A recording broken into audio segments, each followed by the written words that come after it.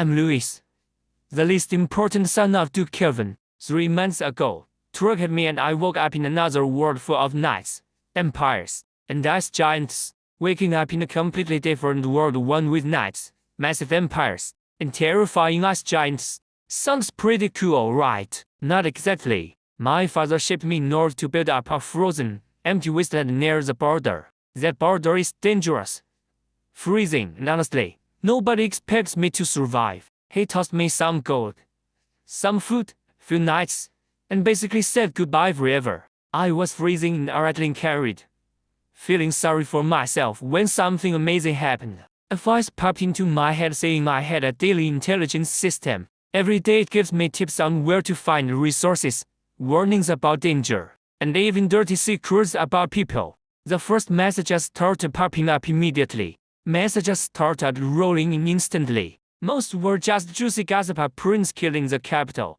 and my father having another kid. But 2 specific alerts really mattered. First, school of rare fish called Northern Crystal Carp would appear nearby right at dawn. These fish are incredibly valuable. Their bones can make knights stronger, and they sell for a ton of cash. This was my first real shot at getting ahead. They sell for a fortune, my first real break. But the second message was terrifying. One of my own knights, a guy named Manhwa, had literally put poison in my dinner soup.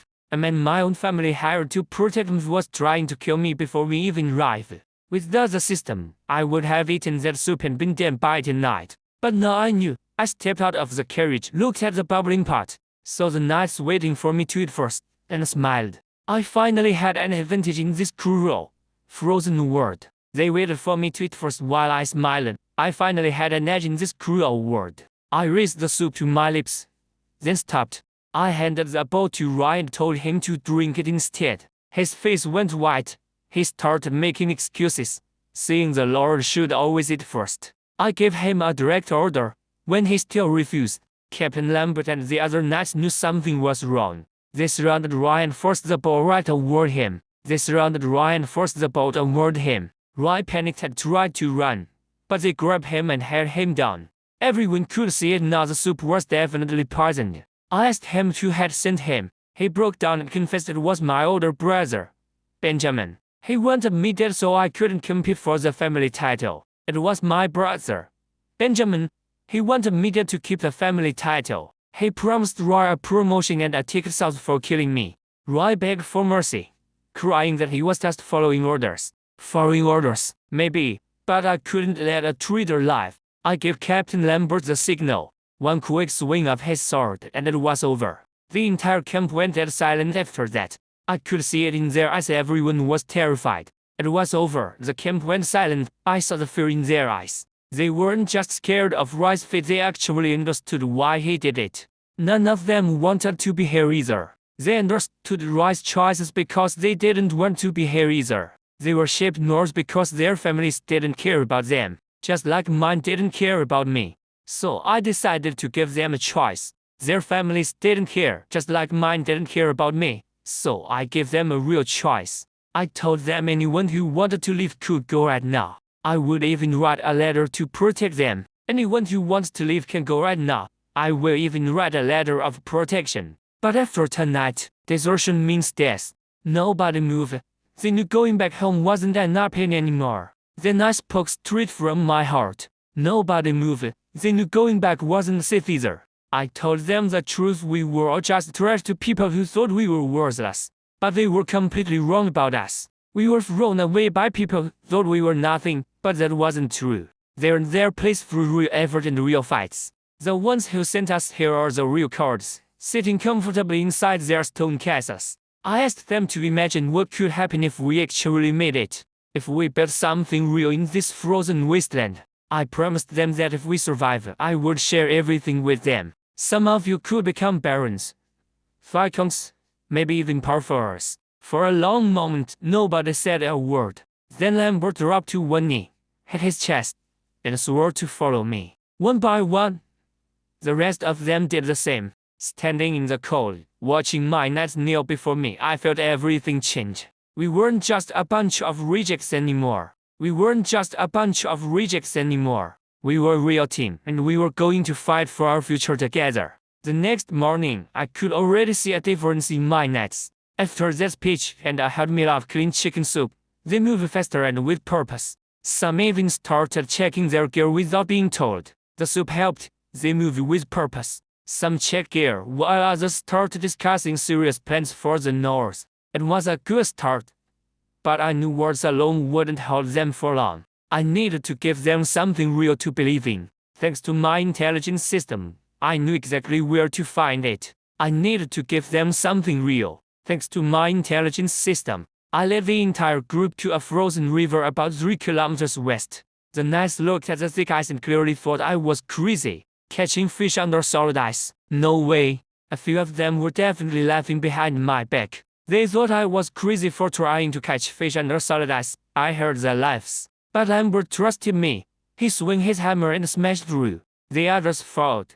And soon a massive crack opened up the ice. The ice finally opened up wide. Dark, freezing water came rushing up through the gap. We lowered a net, and within seconds, the rope went tight. A bright silverfish burst out of the water and flapped onto the ice. Then another, and another. We hauled in 12 northern crystal cod in total. Their scales sparkled in the morning sun like expensive jewels. And I'd recognized them in the Exiled. These were rare. Eating them could actually purify a warrior's blood and make them way stronger. That definitely got their attention fast. Their bones could purify blood and make them stronger. That got their attention. Then I told them half the catch was theirs. I honestly thought a few of them might actually cry. Then I told them half the fish were theirs. I thought they might actually break down. These men were abandoned by their families. No, I was sharing something that even the richest nobles rarely got to taste. We cooked up fresh fish soup over the campfire. It turned a strange silvery white as it cooked, practically glowing. When it was ready, I drank first to prove it was safe. Then everyone joined in. The effect was instant. Warmth flooded through my entire body. I could feel my blood purifying and my whole body getting lighter. It rushed through me as my blood and body felt totally renewed. The knights sat down, closed their eyes, and focused on absorbing all that energy. Then something crazy happened. One young trainee started glowing with a faint silver light. He leveled up, jumping from apprentice to full knight just like that. Then a second trainee did the exact same thing. The whole camp exploded with excitement. Just like that, a second trainee followed suit, and the whole camp went wild. 2 promotions from just a single bowl of soup. Down south, the kind of progress would take years and cost a literal fortune. Every knight who drank that soup felt stronger even if they didn't drink up. They looked at me like I was some kind of chosen one. It was like they saw me as some kind of chosen one. They didn't know about my system. They just thought I was blessed by the gods. But what really won them over wasn't just the fish. It was the fact that I shared it with them. What really won them over wasn't the fish, but that I shared it. Nobody had ever treated them like that. Soon, they were chanting my name across the frozen land. I knew their loyalty was real. It felt real. After finishing the fish soup, I sat down and practiced tidal breathing, a secret family technique. I focused on my breathing, feeling energy from the crystal cod flow through me, purifying my blood and warming my bones. By the time I finished, I had reached mid-level official knight. Being an official knight sounds impressive, but in my family, it's nothing. My big brother is already a peak knight, famous all across the empire. Knight ranks go from apprentice to official, then elite, transcendent, peak, and finally legendary. I was still stuck near the bottom. I wasn't worried. With my daily intelligence system, I knew more opportunities were coming. When I opened my eyes, the knights were cheering for me again. That felt good. Their loyalty was solid now, at least for the moment. I asked Lambert how far we were from First Halberd City, the northern capital. About 200 kilometers. Normally that takes 5 or 6 days, but I ordered everyone to make it in 3.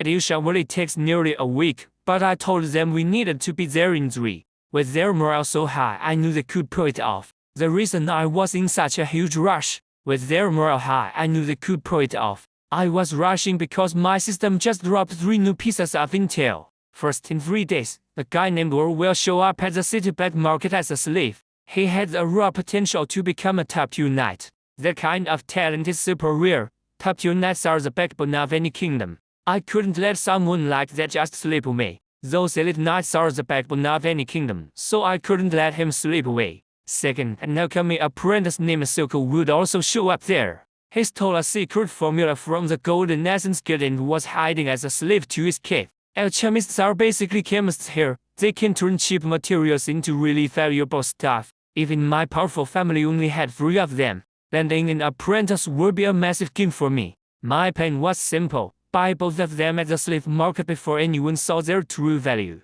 The third update, Duke Edmond, governor of the North, was fuming about all the useless noble sons being dumped in his territory. Can't blame him. The empire wanted strong lords to protect the border, but every noble family just sent their worst kids. I was one of them, at least on paper. Edmond lost everything stopping a rebellion 2 years ago. His fortresses, his army, he even lost his only son. Now instead of real reinforcements, he was getting gamblers, lazy kids, and spoiled brats. His reports on the other nobles arriving in the north were brutal. None of them sounded impressive at all. My own file probably said the same exact thing, but honestly, that was fine with me. While everyone else sounded impressive, my own file probably said the same garbage. That was fine by me.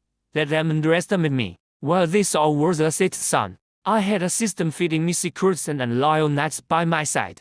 The lower their expectations, the bigger my advantage became. With my loyal knights behind me and expectations low, we had the advantage. We pushed hard and made it to Frostland City in just 3 days. Approaching the gates, the guards spotted us. Over 40 knights marching together, with my family's crimson moon flag flying high from the carriage. I stepped out, introduced myself as Louis Kelvin, and told them I was here to see Duke Edmond. The Kelvin name still carried weight, even this far north. A middle-aged official came out quickly to lead us inside. Even this far north, the official led us inside quickly, but the city itself, it was definitely rough. The streets were wide but full of holes, all covered in snow and mud. Most buildings were old stone and wood, some were half ruined. People walking around looked exhausted or empty. Soldiers were worn out from fighting, and common folk were just trying to survive. It wasn't pretty, but given all the wars and rebellions this place endured,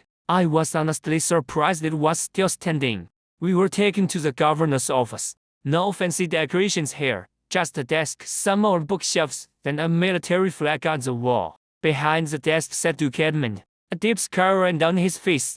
His presence filled the room like a wall of stone. This man had fought real wars and lost his only son defending the North. He looked me over and clearly wasn't impressed. He called me a mid-level knight with a mocking tone, comparing me to my famous older brother. I didn't react. In this world, strength is everything, and I wasn't strong yet. No point getting upset about the truth. I skipped the small talk and handed over my royal documents. I was here to pick my territory. He spread a map across the desk. I gave him my documents and prepared to pick. The northern province was massive, roughly half the size of Russia from my old world. A few areas were marked in red as off-limits, but everything else was wide open. Since I arrived earlier than the other noble sons who were dragging their feet, I actually got first pick. This was the moment I had been preparing for. Over the past few days, my intelligence system had been feeding me info. I had been piecing it together, comparing locations for the best spot. I already knew exactly what I wanted. I pointed to where Green Rock Ravine met the Greenmoss Tundra, about 75 kilometers from Frosthalfjord. Edmond looked surprised. The area was the best in the north, warmer temperatures, land for crops, a fresh water stream for fishing, and underground veins of cold iron ore. In a frozen wasteland, this was practically a gold mine. He studied me again, clearly rethinking his first impression of me. He even praised my choice, saying the North might have help if every frontier lord had my eye for opportunity. He said the North might actually have help if more lords had an eye for opportunity like mine. He stamped my registration with the official Frostland seal, just like that. The land was mine. I kept a straight face, but inside, I was absolutely pumped. But inside, I was absolutely thrilled. Edmond had no idea my system revealed secrets about this land that even he hadn't found yet. If he knew what this place was actually worth, he never would have handed it over. He hadn't found the secrets yet, and if he knew the real value, he'd never have let it go. But he didn't, so now it's mine. I claimed 300 square kilometers of northern land and named it Crimson Tide territory, partly for my family's crest and partly for my homework. To Duke Edmond, this place was just another patch of freezing, useless dirt. But thanks to my cheat system, I knew it was way more valuable than that. The rivers have massive fish migrations every spring, and for a totally reliable food source, a steady meal, a perfect food source, plus, the land has geothermal springs, which are basically unheard of up here. Those springs keep the soil warm enough for farming and even create some sweet natural hot tubs. Everyone else will be shivering while I am just chilling in a steaming hot spring. Not bad, right? But the real jackpot was actually hidden underground. There was standard iron for smithing, and right at the border, a massive vein of something called magic marrow. It's like the sulfur from back home, the secret ingredient for making high-grade explosives. I am not ready to mine or guard it yet, but one day I will use it to flip the script. Imagine using explosives against knights. The very thought gives me literal chills. Before I left Edmond's office, I had one last move to make. I signaled my knights to haul into heavy chests. I had one last move. I had my knights bring into chests and opened the first. Inside were 3 crystal cards, glowing in the firelight. Edmond's eyes bugged out, even as the northern governor. He could barely get his hands on this rare fish. Word was his daughter was close to hitting her breakthrough as an elite knight. These fish were exactly what she needed to level up. She was close to an elite breakthrough, and these fish would seal the deal. I told him the first 3 were a gift. Then I cracked open the second chest. 3 more crystal cards. These ones, those were for business. Edmond laughed and called me a sly one. Then asked for my price. Edmond just laughed and called me a sly one. Then asked for my price. I kept it real. People, soldiers, builders, knights. I needed every hand I could get. We went back and forth. He wouldn't part with veterans, but he offered 120 fresh recruits. 120 fresh recruits, 30 craftsmen, and after some haggling, 10 apprentice knights and 3 full ones. They're loyal to the north, but they take my orders. I shook on it. Honestly, it was a way better deal than I ever expected. Edmond was a tough guy before I left. He mentioned hating the slave market for workers. He even sent an official to make sure I didn't get scammed. I thanked him and took off. The slave market was already part of the plan. 2 legendary people were waiting there. A future top-tier knight in Silco, the runaway alchemy apprentice. The alchemy apprentice. I had the land, the crew, and the resources. Now it's time to claim my treasures. I headed to the eastern market of Frost Hill City. It was gritty wooden spots, canvas covers, and the smell of animal hides and roasted meat. It used to be a tiny trading post, but merchants flooded in after the expansion to profit off new lords at the far end. The slave market is technically against the law, but up here, nobody blinks. Rows of people. Then people stood behind fences, dressed in literal rags. Most of them had just given up staring at the dirt. A few still had some fight left. But one crack of the whip killed that. A trader spotted me and rushed over with a huge, fake smile, pitching his people like they were cattle. He pointed out strong young men and even hinted at other services. I shut that down immediately. I wasn't here to window shop. I was searching for 2 very specific people. I spotted the first one tiny, thin boy huddled in a woman's arms, trembling. Nobody looking at him would have thought he was anything special. But my system flagged something strange. This bar has the potential to become a top-tier knight. This trembling kid could eventually be a warrior. He literally changes the outcome of entire wars. Then I spotted the second one, a skinny man hiding in the back of the crowd, head down, with messy gray hair covering his face. He was trying to be invisible. That was Silco, an alchemy apprentice running from the Golden Essence Guild. To everyone else, he looked like a broken slave. To me, he was a future alchemist. Prices were at silver coins per man, and for women and children. Since the governor's official was standing right next to me, the trader didn't even dare to overcharge. I bought everyone from the trader, over 380 people. Then I hit a few more stores and picked up another 120. 2,500 slaves total, costing me 380 gold coins. That was nearly half of everything I had. After that, I stocked up on food, seeds, farming tools, and weapons. Everything cost double what it were back sauce. By the time I finished, I only had 60 gold coins left. It hurt. But I needed every bit to build my territory. During my 2 days in the city, I met some other noble sons and north. They were exactly what I expected, totally useless. Some were drinking themselves stupid in taverns, while others just sat around and looking miserable, cursing the emperor and blaming their families. None of them had a real plan. I just smiled, said very little and moved on.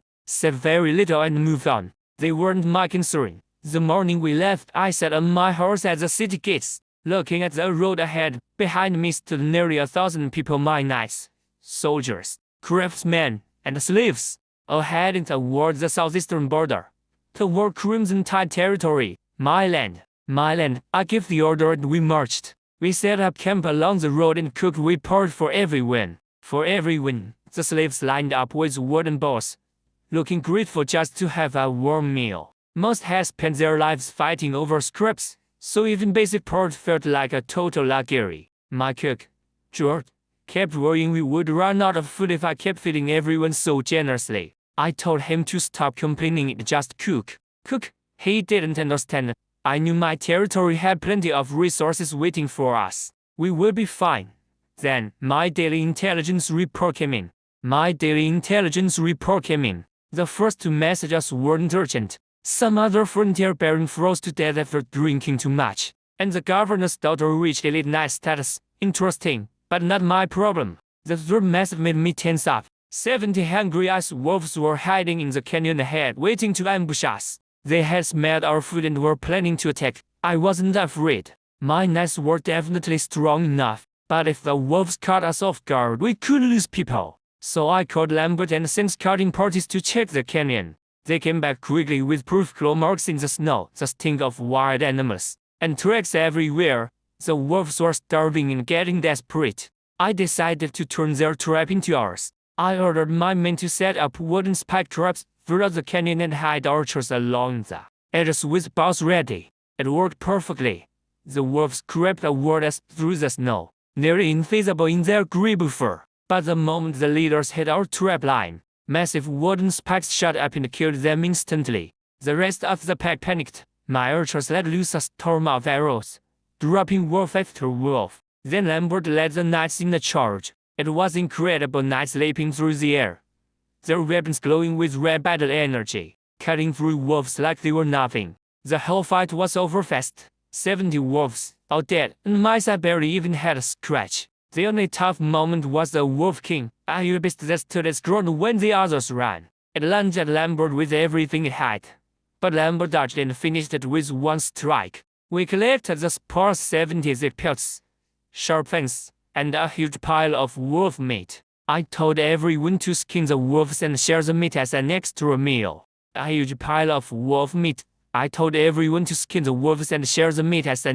meal. The soldiers cheered. In this freezing wasteland, meat was a real treat. I could see something change in the newer soldiers' eyes after that.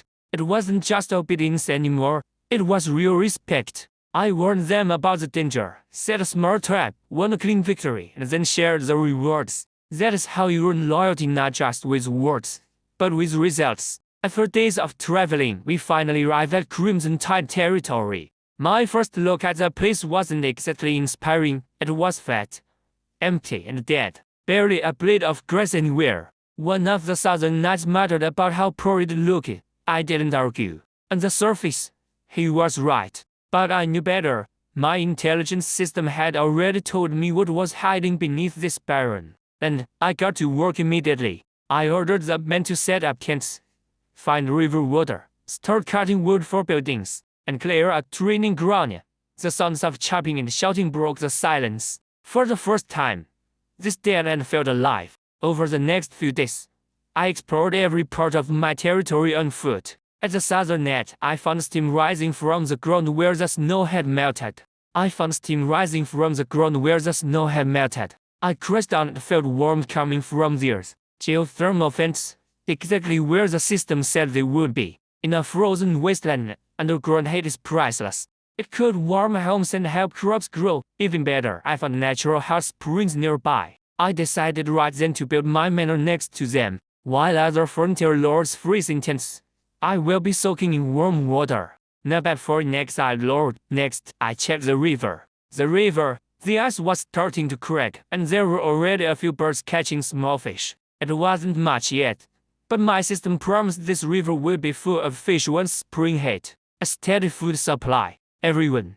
My scouts returned with even better news. They discovered cold iron ore in the northwestern mountains and deeper in. A glowing dark red mineral magic essence ore. Lambert almost lost it when he heard. Magic essence ore was basically worth a massive fortune. It was worth a literal fortune. I kept my cool since I already knew. But we weren't ready to start mining yet. The treasure would just have to wait. The worst part of my trip was the native settlement. It was horrible, just muddy.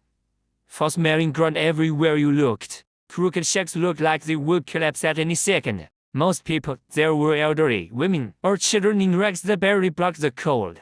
The last overseer had ditched them to die. A few skinny kids hid behind the doorways, staring at me with terrified eyes. I pulled some dried food from my pocket and held it out. At first, they just stared, way too scared to touch it. When they finally took it, they thought the food might vanish. One little boy didn't even take a bite. He tucked the food into his tattered coat. When I asked why, he whispered in a shaky voice that he was saving it for his mom. That hit me right in the gut. Down south, nobles fed their dogs better meat than this kid had ever seen. It wasn't right. I stood up and told the natives anyone willing to work could come to my camp.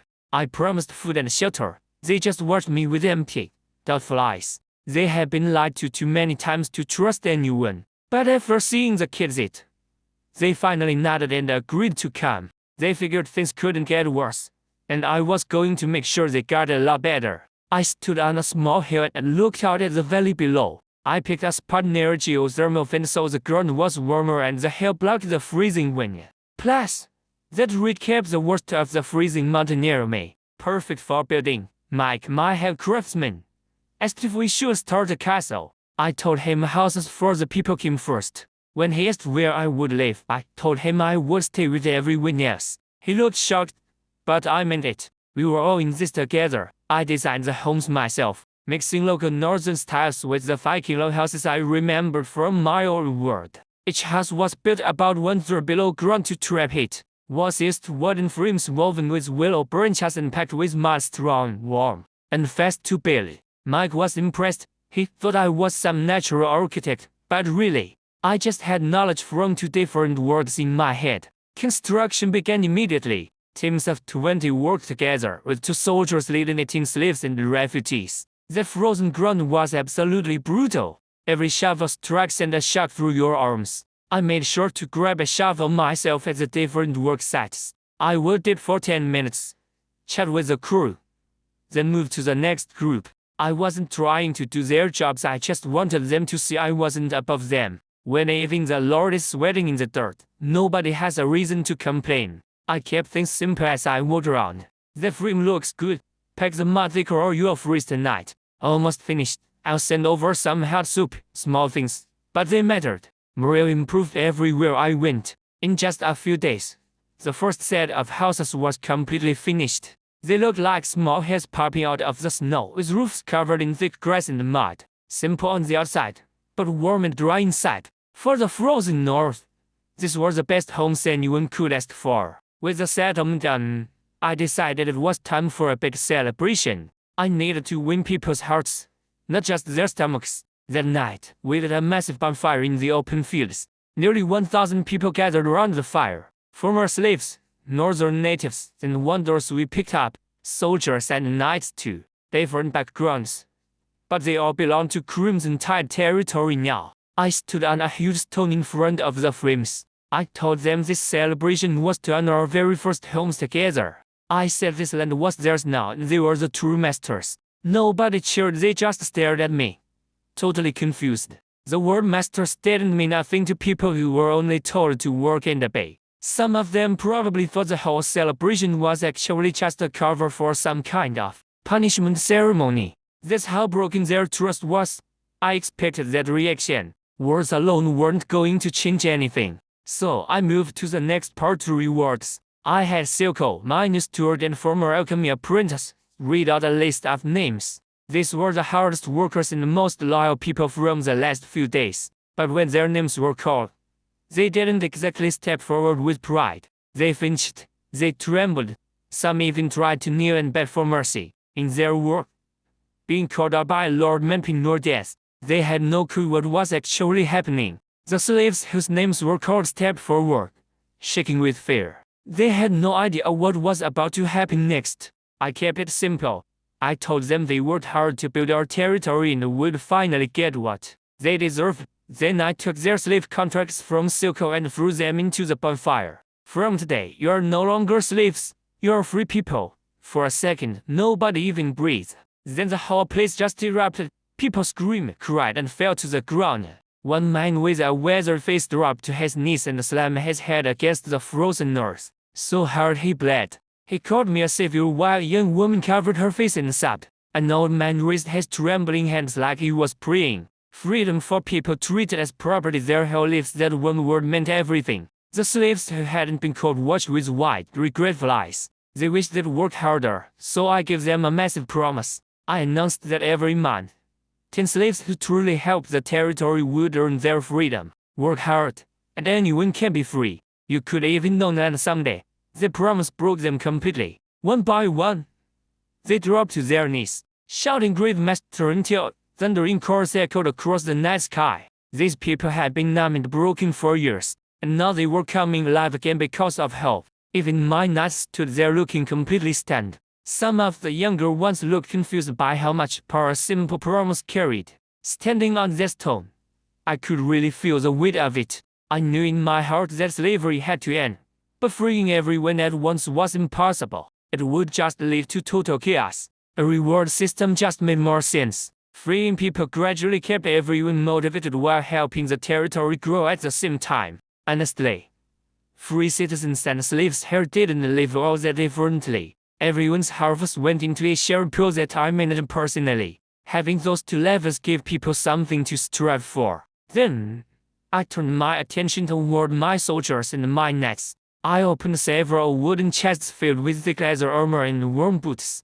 In the frozen north, gear like this was worth way more than gold. Soldiers rushed forward, grabbing the new gear with massive grins. Real leather armor and the best boots in the north. They couldn't believe it. Most of them had been patrolling in worn outfits with frozen feet. Now, they finally had proper gear to wear. I had bought it all in Frostland City beforehand, knowing exactly what they needed from my system. After the gifts, it was time to feast. Golden, juicy roast game animals were brought out for the crowd. Everyone got a piece, even the lowest slaves in the group. Some people actually cried tasting real meat for the first time in years. Then the music started, a gnome playing a bone flute. Women danced around the bonfire while soldiers laughed, competing to see who could pull off the worst dance moves. Kids ran around in groups, just being children for once. I watched everything unfold from the top of the Hearth Rock. The dancing, the laughter, the tears. These people had put all of their hope in me now. Every single one of them was counting on me to keep them alive and build a future on this frozen. And I wasn't going to let them down. I put Silco, or Hilco as he called himself, to work right away. I ordered him to survey everyone and find out exactly what skills they had. He wasn't happy about it. He grumbled and complained, but he did the job anyway. What Silco didn't realize was that I already knew everything about him. My intelligence system gave me his whole story the day I bought him. He was an alchemy apprentice from the Golden Core Guild in the Chief Federation. Some shady figure hired him to steal a secret formula from his mentor. Things went sideways. He had to take the whole document because it was too complex to memorize. Once his mentor noticed a bounty was put on his head, Silco panicked, disguised himself as a slave, and tried to escape north with a group of traders. But those traders were brutal. Every time he caused trouble, they whipped him until he finally gave up and just acted like a normal slave. Eventually, he ended up at the black market in Frostland City, which is where I bought him. He figured he had just been sold into another nightmare. But when I saw he could read and do math, I freed him and made him my steward. He was clearly confused by noblemen who shared food and burned slave contracts. He once muttered that I acted more like a priest than a lord. I knew he was secretly planning to run away, though in his head, he was a future master alchemist. not a bookkeeper for some border lord in the middle of nowhere. I wasn't worried, though. There was nowhere to run, and he was way too useful to lose. When he finally dropped the finished survey on my desk, he looked half dead from exhaustion. But honestly, the work was absolutely excellent. The handwriting wasn't perfect, but everything was organized. Names, skills, stages. He even noted he couldn't find which kids were good at hunting. The guy had real talent for this work. I decided to keep pretending I didn't know his secret. If I confronted him, he might just shut down or try even harder to escape. Right now I needed a capable assistant more than an alchemy apprentice. We don't even have proper buildings yet, so what would I even do with alchemy? Honestly, if I lost Silco, I would be buried under a mountain of paperwork myself. No thanks. So I kept quiet and opened the survey book. Those results made me smile. My territory had about 1,000 people in it. Most were farmers, but we had over 100 experienced fishermen, plus hunters, blacksmiths, and carpenters. That was plenty to build a self-sufficient community. A territory is like a machine, and every person is a gear. They need to be in the right spots, put a farmer at a forge, and everything just slows down. But when you match people to what they are actually good at, the whole thing runs smoothly. Now I finally had the information I needed. The next step was organizing everyone and putting a real development plan into action. I sat down and mapped out the future of Crimson Tide. Having a system feed me info was great, but I couldn't rely on it to feed 1,000 people. I needed industries. I called Silco over and started giving orders. First, fishing. I sent 100 fishermen to the river to build a dock and prep the boats. Once the water warms up, schools of fish will swim upstream to spawn. The catch would be a major food source later on. I also wanted to set up fish farms to breed cold water fish instead of just depending on wild ones. Second, farming. I had over 400 farmers start clearing land. I showed Silco the geothermal spots on the map where we could use hot springs to thaw the frozen soil. The ground wasn't incredibly fertile, but it was workable. I chose rye and potatoes as our first crops since they can handle the cold pretty well. For livestock, we barely had anything, just a few cattle, sheep and reindeer. I planned to send people to Frozen City to buy more animals and build a proper area. Third was hunting and security. I had 50 plus hunters patrolling the woods to watch for monsters or any suspicious outsiders. Fourth was craftsmanship. Leather workers started making winter gear, while the blacksmiths began forging new tools for the farm. Carpenters kept building houses. I wanted them in one workshop, training apprentices and working together as a real production line. Silco scribbled everything down, barely keeping pace. I could tell his opinion of me was starting to change. He used to think I was just a soft-hearted noble. Now, he saw a leader who knew his stuff. The territory felt alive. Hunters headed out. Fishermen prepped their boats, then hammers echoed through camp. The land was finally waking up. Even as spring arrived, most of the north stayed frozen, but not our fields. I had ordered people to channel hot spring water into the farm and to thaw the soil. It worked perfectly. The ground was soft and warm, something northern farmers never saw this early. People knelt down, touching the dirt, absolutely amazed. Planting this early wasn't heard of in the north. I knew the hot springs were just a temporary fix, though. The water was salty and would eventually ruin the land. We would need greenhouses eventually. But for now, this gave us a massive head start. My farm manager was a cool guy named Mick. He was just an overlooked slave before, but my system flagged him for having insane farming talent. He just gets soil, crops, and the weather. When I freed him and handed him the job, he was speechless. He just nodded and went straight to work. On planting day, we tested the ground and gave the green light. Hundreds of farmers pushed their plows in, shocked by how soft the soil felt. Some even felt heat rising from the earth. We sprayed a special fertilizer. I had ordered a mix of manure, straw, fish guts, and even crushed gravel powder. It smelled of ice water and noses burned, but nobody complained. They knew this stuff was the difference between a massive harvest and a starving.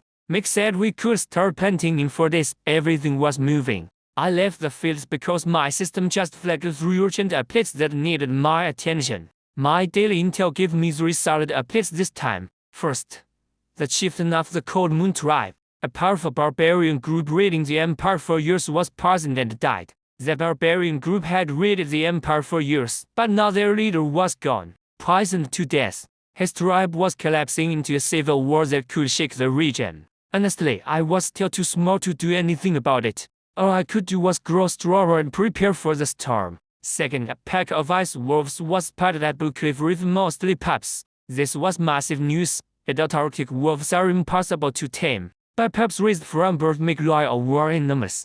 I was sure these were orphans from the pack we killed. If I could catch them, my territory would have its own wolf riders. Third, a merchant named Jack is selling cranberry seeds at Frostland City in 4 days. Hidden among them were 12 frostblood crimson berries, rare mutants packed with magic energy that can strengthen a knight's bloodline. If I could farm this on a large scale, they would be my most valuable crop. The problem was that Frostland City was way too far for me to reach in time. I sent Lambert and 2 elite knights ahead on fast horses with strict orders to buy every seed Jack had. While I was at it, I wrote to my father asking for funding. I doubted the cold old Duke would care, but it was worth a shot. Even a little gold would speed things up. I sealed the letter and gave it to Lambert to deliver through the family trade network. The next morning, I led hunters and knights to Blue Cliff Reef for the pups. My lead hunter, G, had already sent scouts ahead. They confirmed the adults lost their leader and were fighting amongst themselves. Only a few females and 20 pups remained hiding in the rocky caves. Perfect timing. We split up. The first team of knights on horseback dragged fresh their meat and blood near the entrance to lure the adults out. It worked. 5 massive wolves chased the bait. The knights led them away from the den, then turned around and cut them down in minutes. These were trained warriors using battle energy. The wolves didn't stand a chance. While they fought, I led the second team deep into the cave. We lit our torches and crept inside. The smell was intense, just pure wild animal. Deep in the back we found about 20 wolf pups huddled together, white as snow and shaking with fear. Some of the braver ones tried to growl at us,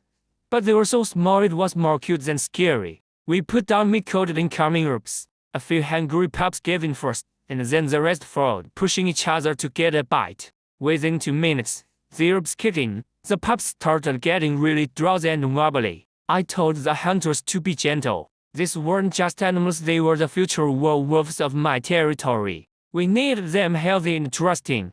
This was all about the long game. Tame them right, and they will be our greatest weapons. We brought the pups back to a spacious enclosure I had prepared, filled with dry grass and soft nests made of animal hide to make them feel safe. Even then, the pups were terrified. They curled up, bared their tiny teeth, and watched us with wide, suspicious eyes. One pup stood out instantly. He was bigger than the others, with long limbs and a proud look that never wavered once, while the others whimpered. This one stood tall and stared us down without flinching. A chick confirmed that this was the Wolf King's pup. I named him Langfu. I asked DG how to tame them, partly for his opinion and partly because I was testing him. My system already flagged him as the natural beast tamer, and he certainly didn't disappoint. He laid out a plan: build trust through feeding, establish dominance when they resist, and most importantly, tame Langfu first. In a wolf pack, hierarchy is everything. If the strongest pup accepts me as his master, the rest will definitely follow. Then he said something bold. He told me I should tame Langfu personally. The other hunters were shocked, but I like his honesty. I promoted him right there to head of beast taming for the whole territory. The old man dropped to one knee, barely able to contain his excitement. Just months ago he was a homeless wanderer nearly freezing to death. Now he finally had a real purpose. While AJ started working with the pups, I had other things moving too. Lambert and his knights reached Frostland City early and found Jack, a small-time southern seed merchant who had come north hoping to get rich. Before Jack could even set up his stall, Lambert bought his entire stock for 5 gold coins. Jack was thrilled, having no idea he just sold a dozen frostblood crimson berry seeds mixed with ordinary cranberries. Those berries alone could be worth thousands of gold coins. If he ever found out, he would probably cry. But that was his problem, not mine. Lambert also delivered a letter to my family's trade office in the city, asking my father for money. Heading home to my family's trade office in the city to ask my father for money. I still wasn't sure the old Duke would send anything, but it was worth a shot. Back at the territory, spring planting was in full swing. I rode through the fields, watching hundreds of farmers work the warm, fertilize the soil. Everywhere I went, they paused and bowed, not out of fear, but out of genuine respect. The former slaves looked at me with something extra in their eyes, hope. They just wanted to be noticed. They wanted their shot at freedom. I noticed it all, but I kept my feelings to myself. To be honest, I saw everyone in my territory as part of one system, slaves or free people. They all had a role to play. The reward structure kept them motivated, and I wasn't changing it until the time was right. Mick, my farm manager, looked over with a big smile on his dirt-covered face. He told me the fertilizer was working perfectly and predicted a great harvest. Looking at the dark rich soil in the plowed fields, I believed him. Everything was coming together. Wolf pups being tamed, rare seeds secured, and crops going in the ground. Crimson Tide territory was finally starting to become something real. Mick confirmed our first crops, rye, turnips, then potatoes, all cold-resistant and fast-growing. If things went well, we would have our first harvest in 3 months. Rye for flour, turnips for feed, and potatoes for storage and emergencies. It wasn't exciting, but it was definitely smart.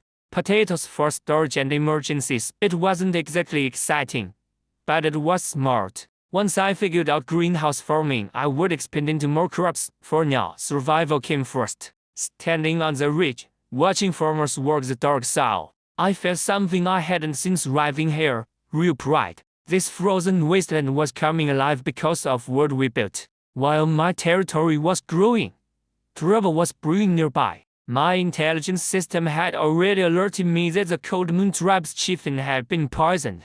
I didn't know how bad things had gotten yet. The chieftain's entire family was being slaughtered, his wife and sons killed one by one. Their heads were hung on stone pillars as a warning. Only one person escaped, a girl named Sif, the chieftain's daughter. Her brother, Sigurd, sacrificed himself. He activated his blood fury berserker power, burning through his own life force just to buy her time to flee south. She was out there somewhere, riding through the snow alone and hunted.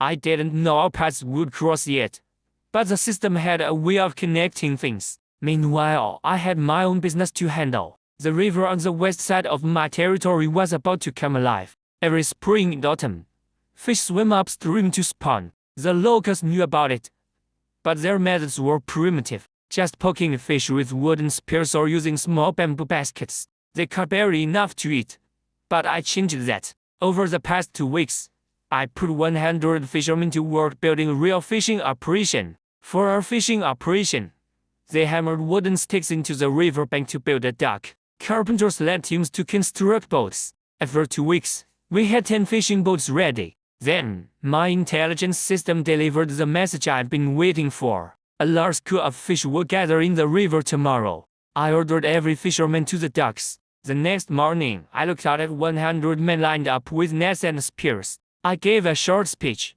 reminding them how empty this place was a month ago, and how they built everything themselves. Today was the day we'd prove the hunger was over. They raised their nets and shouted, "Full loads together." My fisheries officer, Luke, stood next to me looking nervous. He believed in me and my predictions were always right, but fishing is unpredictable. He was afraid that if we came back empty-handed, the man would lose morale and I might take my anger out on him. I saw the worry, but still calm. I knew what the system told me. The fish were coming. I told Luke to get started. He took a deep breath and gave the order. The fishermen split into 3 groups, exactly as I planned. The main team took the 10 boats out and spread large nets across the water to form a massive barrier. Everything was in position. Now, we just had to wait for the river to deliver. The fishing operation went exactly as planned. My 3 teams worked the river perfectly. The main group took 10 boats out, spreading nets to form a tight circle and trap the fish.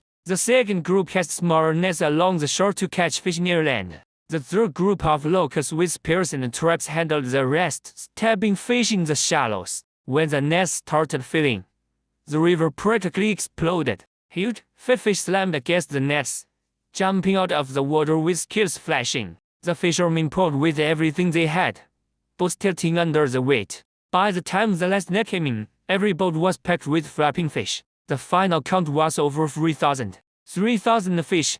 The duck erupted. Men were cheering and laughing like they couldn't believe it. Look, my fisheries officer looked at me like I was some kind of prophet. He had been terrified all morning that we would come back empty-handed, making my speech look foolish. Now he was just staring in amazement. I smiled.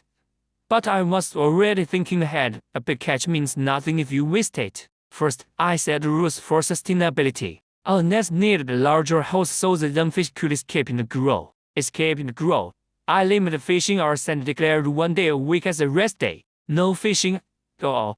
I have seen what overfishing does in my old world. I wasn't about to drain the river dry just for one good season. Instead, I started planning out new fish farms. I wanted to pick the best breeding stock and raise them in controlled waters. Wild fishing is great, but relying solely on nature is way too risky. A real fish farm would give us a steady supply no matter what. Looking at the mountain of fish on the dock, I wondered what to do with it all. We have been in Crimson Tide territory for nearly a month. The field was celebrating not just the catch, but everything we have managed to accomplish. When I first got here, this was just dead land and broken people. Now we have houses, farms, and a real community. The fishermen, craftsmen, and soldiers all deserve some recognition. So I decided it was time to throw a massive feast. We would use some fish for the party, but the rest had to be preserved. 3,000 fish could feed 1,000 people for days, but we needed a winter stockpile. Then, an idea hit me, a way to preserve fish long term. It was something from my old world that nobody here had tried yet. I wanted to test it immediately. That evening, the sun set bathed the Crimson Tide territory in a warm, golden light. Near the hot springs, a smoking shed holds fish hanging on wooden racks. They have golden, wrinkled skin and give off a powerful, smoky aroma. Louis stands nearby checking the fish. After hours of smoking, he gently presses the surface, satisfied with how dry and firm they feel. Sally stands beside him, nervously twisting her hands together. She looks worried that she might have messed up the job. Louis looks up and offers some praise. The smoking is good and the texture and color look really nice. Sally breathes a sigh of relief, offering a small, shy smile. It is all thanks to your method, she says. We could not have done it without your guidance. You are quite skilled with your hands, Louis says, casually tasting a piece of the fish. Even though the meat is dry and tough, that rich, smoky flavor really comes out as you chew. Nearby, Kiriko stands with his arms crossed, yawning with massive dark circles under his eyes. It is not like Louis forced him, but a restaurant here can actually read and write. He had no choice but to work a long schedule. To make it up to him, Louis brought him here to eat. Hey, try this, Louis says, handing him a smoked fish. Kiriko's tired eyes light up as he takes a bite. It tastes better than I expected. This is all Sally's hard work, Louis says. Hearing her name, Sally gets flustered and quickly waves her hands. No, I just followed your instructions on how to smoke the fish.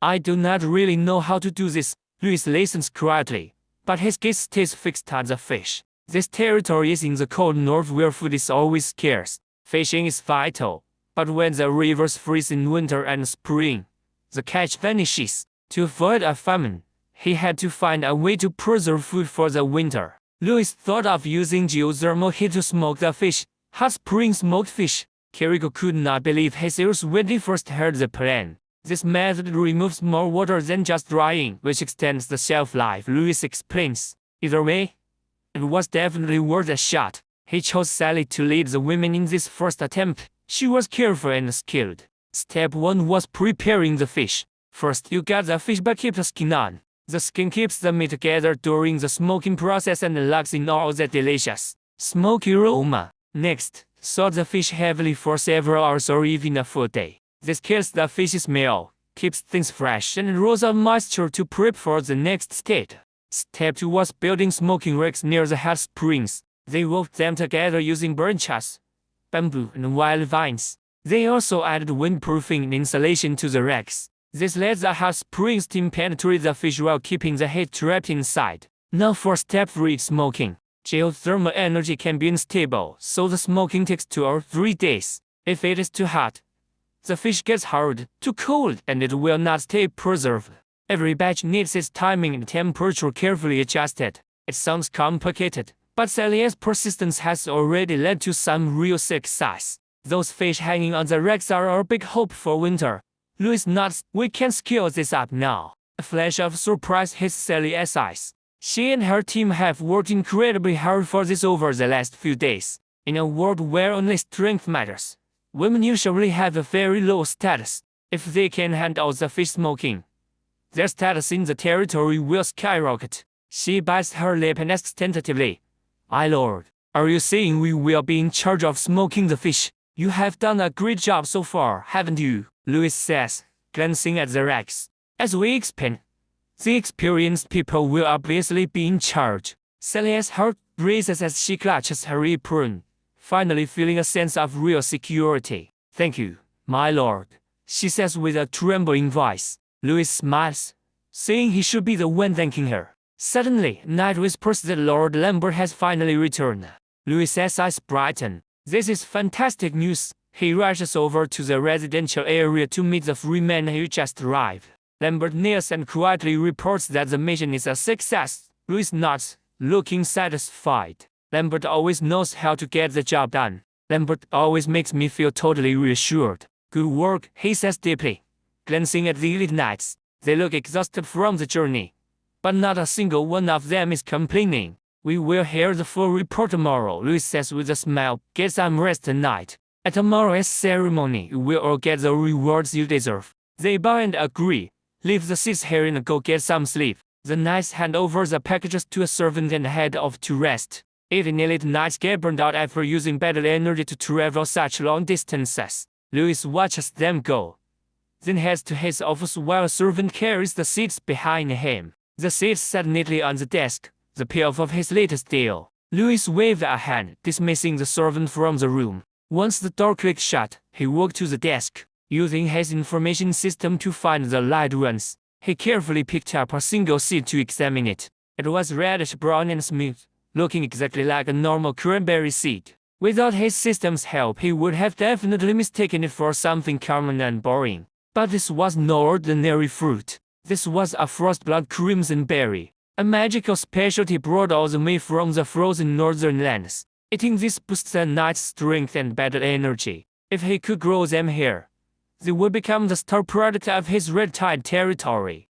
Every noble family would fight over a resource like this. Looking at the seed, Louis could practically see mountains of gold and silver in his future. A full month had passed since Louis arrived at Red Tide. Now he stood on a wooden platform, looking out over the crowd gathered below him. 12 armored knights stood tall on both sides, their perfect posture making the lord look even more powerful in the firelight. As a horn blasted through the night, the ceremony began. Over 30 knights dropped to one knee, fists over their hearts and swords in hand. They recited the oath Louis wrote for them. "We believe in the dragon ancestor and follow the Lord of Red Tide. Loyal to Louis Calvin, we swear to defend our glory with blood and sweat." Their voices thundered across the square, followed by an explosion of deafening cheers. Soldiers bent their shields, farmers raised their tools, and even the kids were screaming with joy. Louis lifted his hand, silently signaling for the crowd to settle down. The noise died down as every eye turned toward their young lord. Louis spoke slowly. "We have been here in the Red Tide territory for 1 month now. A month ago, this was just an empty, barren wasteland. We faced poverty, hunger, snowstorms, and predator attacks." He stopped, looking at every face in the crowd. "But now we have survived our first crisis because of you. You built the shelters that keep our children and elderly safe from the freezing night air. You caught the fish that fed your hungry brothers and sisters. You cleared the fields and planted the seeds that brought hope back to this rugged land. This is all because of you," Louis said with passion. "Your hard work brought this frozen land to life." People clenched their fists, eyes burning with tears of pure excitement. They had never heard a lord preach calmness like this before. In the past, they were just lucky if they didn't get whipped for no reason. Louis scanned the crowd and continued, "There will be rewards for your effort. No matter who you are, if you work hard and stay loyal, you will get what you earned. Now I want to honor the heroes of this territory." The square went dead silent. Everyone held their breath, staring up at the man on the platform. Make a middle-aged farmer tumble forward and nearly slip on the stairs with his muddy boots. But when he looked up at his lord, his tired back suddenly straightened. "Make you brought this land to life with your farming skills. I am promoting you to agricultural director. You will lead the fields and have your own testing land." Tears streamed down Mick's face. "Thank you, your lordship." The crowd erupted in applause as Mike, an old seasoned craftsman, strode proudly onto the stage with his face full of joy. "You showed amazing talent in designing our homes, making them stronger and warmer for everyone. You have built the foundation for our future." Louis pointed toward the square. "Look at those new communal homes. I am putting you in charge of the entire building team with full funding support." Mike began to tremble with pure excitement. "I won't let you down." Next, about a dozen others were called up, fishermen like Luke, along with knights, hunters, and farmers from all walks of life. Most of them came from nothing. Some were even former slaves. Louis stepped forward and personally pinned a special labor medal on every single one of them. Since resources were tight, they were just wooden medals carved by a carpenter. Still, the winners held them like gold, terrified they might drop them. These people give their sweat and blood to help Red Tide thrive. Give them a hand. Thunderous applause suddenly exploded, echoing all the way across the square. The winners stood tall with tears in their eyes. The wooden medals on their chests caught the light, gleaming brightly in the glow of the bonfire. They were just ordinary hunters, fishermen, and slaves. But in this moment, they stood in the spotlight, receiving the highest honors the Red Tide territory could give. This was a feeling they had never known in their entire lives. If Louis told them to walk through fire right now, they would do it instantly. Of course, we also need to recognize everyone else who worked hard. Let's hear it for them. As he finished, another massive wave of applause broke out. This time, the cheering wasn't just for the people on stage. It was for everyone, because every single person helped make the Red Tide territory stronger. Louis looked out at those in tattered clothes who still bore the marks of slavery. They looked on, their eyes shimmering with a mix of fear and hope. "Today I am fulfilling another promise." The air seemed to freeze as Louis began reading a list of names. People who had done incredible work building this land over the last months. Those crowd were in total shock, unable to believe what they were hearing. They only reacted after being knocked forward, nervously making their way onto the stage. "You're now officially free men." Louis waved, and the knights stepped forward to burn their slave papers. They burst into tears, kneeling to thank him for his mercy. The remaining slaves watched with mixed emotions, some envy, some regret, but mostly hope. They believed if they worked harder, they might be the ones freed next time. Loyalty and talent matter more than bloodlines. Louis's voice boomed across the square. "From today on, the Red Tide territory will have a permanent reward system in place. Anyone who contributes will be rewarded." The square lit up with hope. Moving up in the world was no longer a dream, it was a goal they could actually reach. To the prosperity of Red Tide, Louis raised his glass, the liquid reflecting the fiery orange glow of the massive campfire. Everyone raised their cups and cheered loudly as the delicious smell of grilled fish filled the night air. Women brought up plates of hot fish. Villagers sat together, and chatting with the sound of occasional laughter floating through the crowd. "To our great lord," someone shouted. Everyone raised their glasses in excitement, responding with cheers. The air was filled with clinking glass and happy laughter. Louis sat at the head table, smiling at the scene. He much preferred this campfire gathering with villagers to the backstabbing noble banquets he left behind in the sauce. Maybe it was the wine, but Louis grabbed a wooden lute from a knight. His fingers danced across the strings, finding the melody easily. He started singing a folk song from his homeworld called Snowdrop. Snowdrop, booming in the morning breeze. Bless my hometown forever. The square went dead silent as everyone listened, put into the distant memory. When the final note faded, the crowd erupted like a crashing wave. "One more song," someone yelled out. "Lord, you have an amazing voice." "One more." Cheers broke out across the square, and even the stiffest knights couldn't help but crack a smile. Louis just laughed and shook his head. He grabbed some roasted fish, took a big bite, and let the party continue into the night. Next morning, sunlight hit his face, and the air still smelled like campfire smoke. "Maybe I overdid it," he muttered, rubbing his sore temples with a tired sigh. Usually, he is up before dawn to work on his breathing techniques and build up his fighting spirit. But last night was a blast, and he had actually slept in a rare treat. He instinctively reached over to check the other side of the bed, feeling relieved to find it empty. Good, he hadn't made a mistake. After washing up, Louis sat cross-legged on the bed and took a deep breath. He started practicing the tight breathing technique, but his energy felt stuck. He was still stuck at about the neck, just an intermediate knight who couldn't level up. Damn it. When will I finally break through? Just another knight stuck without advancing. Damn it. When will I finally break through? He trained harder than anyone. But his talent was just average. Relying on raw practice was way tougher for him than for the natural geniuses. If only I could find another North Crystal. Come on.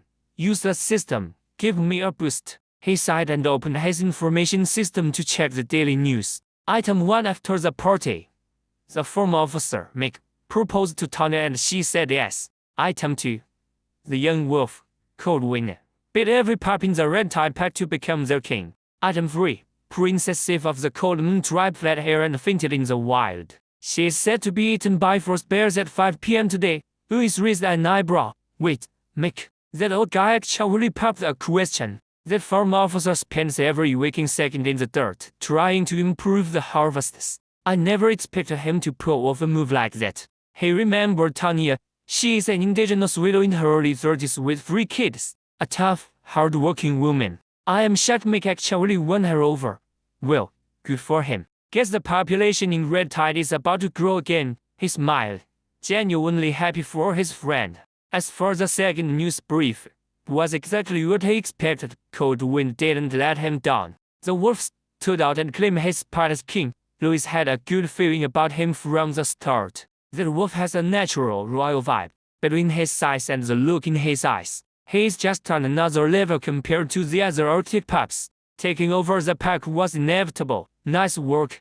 Louis nodded to himself with a sense of pride. That is the fighter I chose. But as he read the third update, his smile vanished. Princess Sif of the Cold Moon tribe.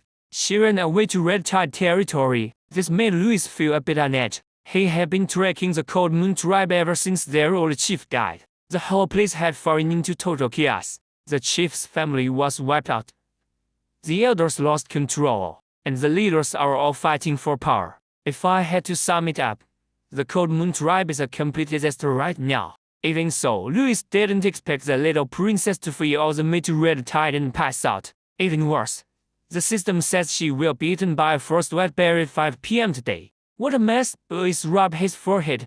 He really only had 2 options: save her or let her go. He sat there for a while, tapping his fingers on the table. The situation with the Cold Moon tribe was incredibly messy. Sif showing up could cause a lot of headaches. Plus, she was stuck cold in the wilderness, about to become a snack for a frost white bear. If she died, that would be the end of it. No more problems for him. But in the end, Louis decided to step in. First, since Sif made it this close to his territory, she's far away from the powerhouse ruckus. Rescuing her wouldn't be that risky. Second, he isn't exactly a saint, but he has morals. He can't just stand by while an innocent girl dies. If he has the power to save her, he has to do it. Otherwise, he would feel guilty forever. Third, even if it is a long shot, what if he gets strong enough one day to use Sif's name to control the Cold Moon tribe? It is way too early to plan that far ahead. Though, between logic, kindness, and a little bit of hope, Louis made the call to save her. Lambert, Louis called out. His loyal knight stepped inside and gave a respectful bow. My lord, I am going hunting. Get everything ready, Louis said casually. Lambert looked at the lord with total astonishment. He looked at his lord, completely caught off guard by the news. Since arriving at Red Tide, the young lord was always busy with the land. He didn't even have time for morning walks, and yet here he was, suddenly eager to go hunting with total enthusiasm. Being a good servant, Lambert didn't question it. He just nodded and said, "Understood. I will get the hunters and knights ready." Even though spring had finally hit the north, the wind was still freezing and sharp. Sif gripped the reins tight, her fingertips completely numb. The horse beneath her was gasping for air, its hooves tumbling. As the sweat on its body turned into ice in the freezing night, she had to go faster. Behind her, the fires of her tribe burned bright. The cost of her brother giving up his life. There was no turning back and no stopping. run south and never look back. Sigurd's angry voice echoed in her head like a nail driven into her soul. Sigurd was gone. Her father, mother, and siblings were all dead. They were all gone, and she was the only one left. A lost soul with no home, just running south as fast as she could. The food was long gone. She survived on river water, tree bark, and wild fruit. A few days later, the warhorse finally gave out, collapsing with a loud, exhausted neigh. Sif tumbled off the horse and had a grunt hard. She tried to push herself up, but she couldn't even wiggle her own fingers. As her consciousness faded, Sigurd's face flashed in her mind. Sorry, brother, she thought. I just can't go on any longer. Her vision went blurry and darkness took over. Meanwhile, a large group of red-tide soldiers was marching toward the north. The hunters were focused and the knights stayed alert, scanning the woods. Everyone wanted to impress since the Lord himself was leading this hunt today. Louis, wrapped in a thick wolf fur cloak, rode his horse steadily across the barren land. He spotted a series of scattered animal tracks. An experienced hunter crouched down to check the ground. He whispered that multiple rabbits were nearby. Louis nodded and reached for his short bow. He pulled the bow from his waist, notched an arrow, and squinted. Near some withered grass, green-white rabbit was cautiously poking its head out. The arrow flew so fast it was almost a blur, hitting the rabbit right in the neck. It twitched once and then went still. Excellent shot. Truly worthy of our lord. The hunters and knights immediately cheered, showering him with flattery about his wisdom and his incredible bravery. Your archery is so good even royal hunters would be jealous. With 100 shooters like you, those barbarian invasions wouldn't stand a single chance. A born warrior, one knight even brought the rabbit to Louis, joking it must be a legendary beast to be so tough. Louis's mouth twitched slightly. These guys really knew how to kiss up, but he didn't mind. A leader's authority is often built on stories. Besides, this hunt was just a cover. The real goal was finding the little princess before the icy bears did. Louis used hunting as an excuse so no one would suspect his prophetic powers. Hidden powers. Louis knew his clever subordinates were starting to notice something unusual. They weren't fools. It seemed far too lucky that their lord could accurately predict every danger and opportunity. Since arriving in the northern province, no one believed it was just a coincidence anymore. But even if Louis told them about his daily intelligence system, they wouldn't understand those 6 words. Concepts like the internet just don't exist here. So they blamed it on the dragon ancestors' favor. This harvest is looking great, they all said. Your archery is amazing, Lord. It really feels like the dragon ancestors are blessing us. We should celebrate when we get back, the team continued, joking and collecting rewards. The hunters bagged several fat deer and even some rare fish from the ice river. Sometimes relaxing like this feels pretty good, Louis thought with a smile. Suddenly, Scout rushed back looking pale. Lord, we found a girl up ahead. The entire hunting party went dead silent, staring at him in total confusion. A girl? Lambert frowned. How could a girl be out here in the wilderness? The hunter panted, explaining she was unconscious in the snow by the ice river. Lead the way. They crossed a small grove and found the unconscious girl, Sif. She was curled up in the snow, her messy white hair blowing in the wind.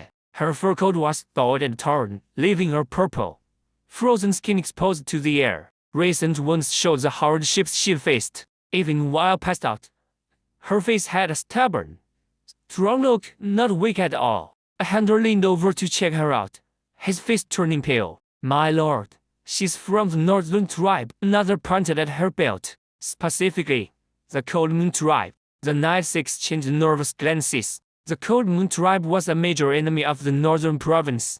Louis took one quick look and made his choice. Take her back for treatment, he ordered. They carefully lifted the girl onto a warhorse, with a cart full of game. The hunters began the long journey back home, back at the Red Tide territory. The girl was taken to an empty room. Louis stood there in silence, his eyes fixed on her pale face. Her eyes were shut tight and her lips were cracked from the freezing cold. She looked like she was fighting death itself. Louis grabbed a bottle of life potion and handed it over. Give this to her. The healer hesitated but slowly poured the potion into her mouth. Soon, her pale face regained some color and her breathing finally steadied out. Although she was still cold, it looked like her life was safe. A single bottle of life potion is incredibly expensive after all. I hope he wakes up, Louis said. He sat at his desk, tapping his fingers. If only someone here knew how to use magic style. He kept glancing at Hilko, who was busy at a nearby desk. Hilko was focused on recording the latest catch and the smoked fish production numbers. Hilko's dark circles were even worse than before. When he heard Louis complain, he stopped writing and pressed his fingers to his temples, trying to wake his brain up. This couldn't be a hallucination. This was actually the 5th time today he'd heard Louis mention that magic style. Even if he was exhausted, he wouldn't hear the same thing 5 times. Hilko stopped for a moment, finally confirming what was really going on. This was a deliberate hint. Making magical soil is a basic skill for every alchemist. As a genius alchemist, he understood perfectly. The problem was, he had never told anyone in the Red Tide territory about his secret identity. So how did Louis find out? He read his brain, wondering if he had accidentally let something slip. He tried to remember if he had ever revealed his hidden talents before, or maybe his natural talent for alchemy was just too hard to hide. Louis spoke again, sounding totally helpless. If only I could make that magical soil myself. Louis kept repeating it like a prayer. Finally, Hilko couldn't take it. He took a deep breath, acted calm, and said, I know a little. I learned some at the church school. As soon as he said it, Hilko wanted to slap himself. What a terrible lie. But Louis seemed to believe him. He looked up with a look of realization and asked with genuine interest, oh, really? Is that so? Well, help me out then. The others went on quiet as the air turned heavy. Does he actually believe it? Hilko shot Louis a quick look. Judging by his face, he definitely wasn't buying any of it. Finally admitting the truth, Louis waited for Hilko to mix the magic style. He knew Hilko was secretly an apprentice alchemist. Plants like frostable crimson berries need high acid soil to grow properly. That is the only way they absorb nutrients to boost combat energy. In regular soil, the nutrients get locked in and the leaves turn yellow. But the real problem is figuring out how to mix acidic soil. Louis had a basic idea but didn't know the actual recipe. He knew just the guy for the job, Hilko, the secret alchemist. Louis tried to wait for him to speak first, but those berries couldn't wait any longer.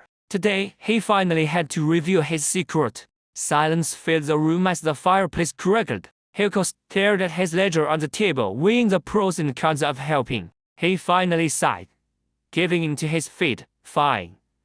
But I want one day over a week. Louis went quiet. For the understaffed clan, it felt like a waste. The guy hadn't taken a break in a month. But on the other hand, if Hilko kept this pace up, he was bound to collapse. Louis sighed and agreed to the deal. Hilko handed over a shopping list for the magic soil. Most of it was easy to find at the market. The magic soil requires specific ingredients, most of which were available right there at the Frost Spear City market. But one item on the list made Louis pause. You've got some nerve asking for this. Louis laughed, looking back up at Hilko. I just listed the standard recipe. Hilko shrugged. We can use substitutes, but without magic marrow, the soil's effect will be greatly reduced. Louis countered.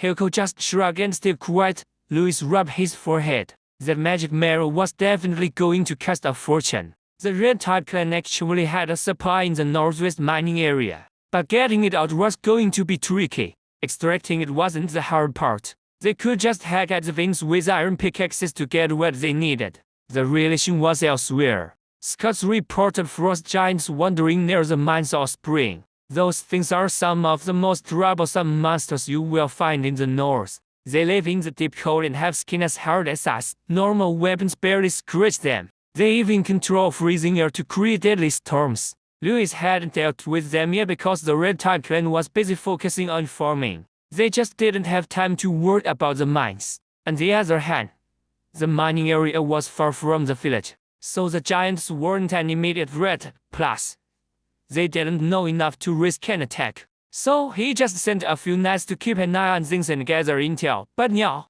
the entire situation has changed. Lately, his scouts found information about the weaknesses of the frost giants. With the territory finally stable, it is time to eliminate this hidden danger. Since they needed that magic marrow anyway, it was the perfect chance to clear the mines and take full control of the Crimson Tide resources. He summoned 2 knights and handed them Hilko's list. Get to Frost Spear City and buy these alchemy materials as soon as possible. The knights hurried off. Then he called Captain Lambert. Gather the men and prep for battle, he ordered. Understood, my lord, Lambert replied. We're heading to the mountains to defeat the giants. Make sure everyone is ready to go. Lambert nodded and left to round up the troops. Soon, the knights of the Crimson Tide were fully assembled. Horses neighed as the unit headed toward the northwest mines. Louis stood high on a rocky cliff looking down at the open valley spread out below. The valley below, for frost giants were tossing boulders and swatting them with massive ice clubs. Are they playing baseball? Louis muttered, though he remained completely alert. These monsters were about 5 meters tall, covered in natural armor made of ice and rock. Just seeing their rugged frames was a reminder of their power. Their 6-meter ice clubs could crack the earth with a single swing. But the scariest part was the boom mist swirling around them, their deadly cold domain. Get close and your blood would slow to a crawl or you would just freeze solid. Luckily, there were only 4 of them to deal with. If there were 40 of them, Louis would have packed up the whole clan and run for it. But was he nervous now? Not really. He knew their weak spots and had already set traps in advance. Plus, he brought almost every knight and over 100 soldiers for backup. 53 knights versus 4 frost giants. We have the advantage here. Is everyone ready? Louis asked in a low, quiet voice. Yes, sir, everyone is in place. The commander answered. Good. Louis gave a slight nod. Now just stick to the plan. Time to show these big guys some real tactics. He raised his hand and signaled. Move out. The commander waved the flag and the knights struck. A flaming arrow streaked across the sky and slammed into the giants. Cut off guard by the sudden attack, the 4 monsters paused and roared loudly. They stomped the ground and charged toward the flames in a ridge, split them up. Lambert yelled. The knights divided into groups, poking them with spears. Every strike targeted their most sensitive spots, like knees and underarms. The giants roared, swinging their ice clubs to crush the tiny enemies around them. But the knights were ready. They used the terrain and their speed to fall back, baiting the giants straight into the trap zones. After a few minutes, the giants were separated and lured into position. Suddenly, the waiting trap team sprang out, tossing heavy rope nets over them. The thick ropes tangled around the giants' legs, slowing them to a crawl. They thrashed wildly, struggling to rip free from the heavy bindings. Knights rushed in from the sides, driving sharp spears and swords into the weak joints behind the giants' knees. The baits bit deep where armor was thinnest.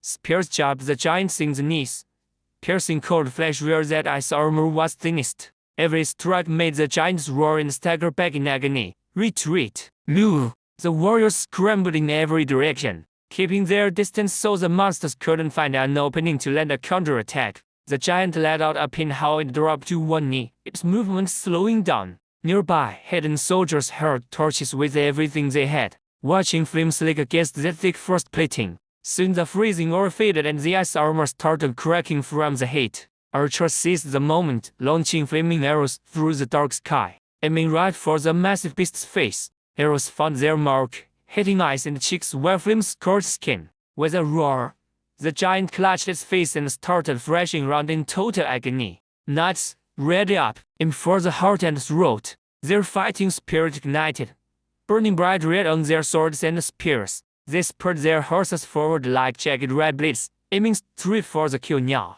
Blood sprayed as the first giant gave one last scream before hitting the ground with a massive thud. Of course, not every squad was having such a lucky run. Suddenly, deafening roar erupted from one of the traps. A first giant, more furious than the rest, was ripping right through the heavy rope netting. Its massive legs stomped down, shattering the ground and sending stones flying. No way. The trap isn't holding him. The lead knight shouted, his face turning pale as things went sideways. Before he could order his team to regroup, the giant lost it. It threw its arms wide, screaming at the clouds while a wave of freezing energy spiked all around it. A brutal frost storm exploded in every direction. The wind was packed with razor-sharp ice shards, burying the whole area in a matter of seconds. Freezing winds tore across the battlefield, knocking knights off their feet. 2 rookies got caught in the blast, their armor icing over instantly and freezing them solid right where they stood. The gale snatched them up and slammed them against the rocks, knocking them out of the fight. Another knight, caught totally off guard, took a direct hit from the giant's massive club. He flew dozens of feet like a broken toy, slamming into the dirt and coughing up blood. The whole scene dissolved into absolute chaos. Just as the frost giant reared back to swing again, a flash of red energy sliced through the blizzard, hitting the monster right in the wrist. The burning sword energy ripped a deep gash through the giant's tough muscle. Dark blue blood sprayed out, freezing into shimmering ice crystals before it even hit the snow. "Take out the leg," Lambert yelled, hoisting his glowing greatsword. He charged the giant's knee, flanked by 2 elite knights. Together, they formed a triangle formation and rushed the beast. "Charge!" Lambert's heavy blade slammed down, catching the joint behind the giant's knee. The air dipped through the ice armor, slicing clean through the thick tendons inside. The giant's massive frame shook as it nearly buckled. Another elite knight lunged through the air, his blade glowing hard as he drove it deep into the monster's ribs. The third knight swung hard at the giant's ankle, trying to wreck its balance for good. All 3 strikes landed at the exact same moment. Overwhelmed by pain, the giant let out a sky-tearing roar and tried to swing its club one more time. "Stop it!" Lambert yelled, kicking off the ground for another jump. He brought his greatsword up in a sharp reverse slash, catching the giant's wrist perfectly. A sickening crack echoed across the snowy field. The giant's grip finally failed. The massive stone club slipped from its fingers and slammed into the earth, sending a massive shower of ice shards flying everywhere. Now, the knights in the back raised their spears. With a collective roar, they drove every single weapon into the giant's lightest parts all at once. Thud, thud, thud, thud. Freezing blood sprayed across the snow. The furious giant just couldn't hold on anymore. Its massive body went down with a thunderous crash, totally lifeless. The first giant lay sprawled in the dirt, the heavy scent of blood hanging thick in the air. Soldiers scrambled to clean up the field while the knights checked on their friends. Luckily, they came prepared, so the casualties weren't nearly as bad as they feared. Most of the guys just had minor frostbite or scratches. Doctors moved through the ranks, applying warm salves and bandages to keep the freezing cold from doing any real damage. But one night, the guy who'd been sent flying was in terrible condition. His face was ghostly pale, blood leaked from his mouth, and his armor was shattered against a badly sunken chest. His ribs were definitely broken and his insides were messed up. He was still breathing, but it was so faint that nobody knew if he'd make it through the night. The doctor knelt down, looking grim. These injuries were just too much for basic medicine. The knights standing around could only watch and worry. This was their brother. They were fighting together just minutes ago, and now he was fading fast. "We can't let him die," someone whispered. Then they saw Louis standing there. He pulled a dark green crystal bottle from his coat, the liquid inside glowing softly. It was a rare life potion, the kind that heals wounds instantly and pulls people back from death's door. Even the high nobles treasure stuff like this, only using it as the last resort. Louis didn't say a word. He just knelt down and poured the liquid into the dying man's mouth. As the potion went down, a miracle happened. His ragged breathing finally steadied out, and a little bit of color started returning to his pale face. His crushed chest began to rise and fall normally. Broken bones snapped back together, internal injuries faded, and his failing heart started beating strong again. Life surged back into the night. He was officially out of the woods, and the doctor finally let out a huge sigh of relief. He was going to live. The medic could finally breathe again. But how much he'd actually recover was up to fate. The other knights watched the scene, looking at Louis with a whole new level of respect. They never expected him to waste such a rare potion on a common soldier. Their loyalty to Louis just hit a new level. "Lord Lambert," someone whispered, "you shouldn't have wasted that on him." Louis just stood up and smiled. "He fought for me, for the Red Tide. Saving him isn't a waste." His voice was firm as he looked at them. "I'm not giving up on my people." Every knight there stood a little taller in the silence. They bowed their heads, hands over their hearts in a silent salute. No words were needed, but their loyalty was no stronger than any sworn oath. Honestly, Louis was hurting over that potion, too. It was a gift from his sister, his own flesh and blood, given to him before he left for the north. There were only 3 bottles in total. The first went to the unconscious chef. Next was the badly hurt knight. Now, he only has 1 bottle left. He only has 1 bottle left now. He feels mixed emotions. It is more than sadness. This is life-saving medicine. If he kept it, It could save his life later, but he used it anyway and does not regret it. He saved the chef and maybe the princess from the Cold Moon tribe will prove valuable later. Saving the knight also showed the Red Tide soldiers that their leader won't ever abandon them. Forget it. I will keep the last one, Louis sighed, tucking the empty bottle away. Next comes the reward ceremony. Louis stands before everyone, personally handing out awards for their hard work. This time, they defeated 4 massive ice giants. Everyone did their part, but the leaders might keep a ceremony like this. But I believe hard work deserves a reward. He paused, seeing their hopeful faces. A small smirk appeared on his face. Look, you all know I am actually pretty broke. The soldiers shared a look, then burst out laughing. Louis shrugged, but since you did great, you deserve some benefits. Cheers erupted as he handed out fresh fish, game, green, and even a little gold. Nobody was disappointed. They all knew Louis had already done so much for them. He does not just make empty promises. He saves his people and gives rewards even when supplies are low after a bloody battle. Most leaders would give nothing for a fight, just a simple trip home. But Louis is different. He personally recognizes their hard work and promises even more rewards in the future. Serving under this leader is an honor.